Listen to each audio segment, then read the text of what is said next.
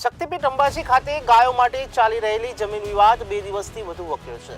અંબાજી ગ્રામ પંચાયત દ્વારા બંસી ગૌ સેવા ટ્રસ્ટને ફાળવાયેલી જગ્યા ખાલી કરાવવાના આદેશથી ગૌ પ્રેમીઓ અને ગ્રામજનોમાં ભારે રોષ જોવા મળી રહ્યો છે।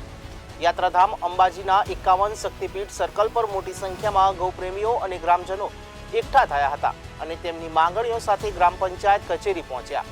બંસી ગૌ સેવા ટ્રસ્ટ અંબાજી દ્વારા છેલ્લા 8 વર્ષથી અકસ્માતગ્રસ્ત અને બીમાર ગાયોની સેવા કરવામાં આવી રહી છે। જ્યાં અગાઉ અંબાજી ગ્રામ પંચાયતના તત્કાલીન સેક્રેટરી અને વહીવટદાર દ્વારા મૌખિક રૂપે આ સેવા માટે જગ્યા ફાળવવામાં આવી હતી।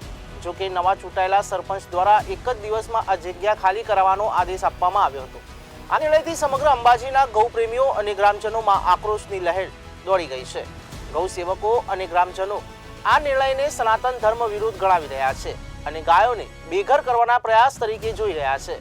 મોટી સંખ્યામાં ગ્રામજનો અને ગૌસેવકો ગાય માતા કી જયના નારા લગાવતા રેલી સ્વરૂપે અંબાજી ગ્રામ પંચાયત કચેરી પહોંચ્યા અને આવેદનપત્ર સુપરત કરવા પહોંચેલા ગૌપ્રેમીઓ અને ગ્રામજનોને આશ્ચર્ય થયું કે ગ્રામ પંચાયતમાં સરપંચ, ઉપસરપંચ અને સેક્રેટરી હાજર ન હતા।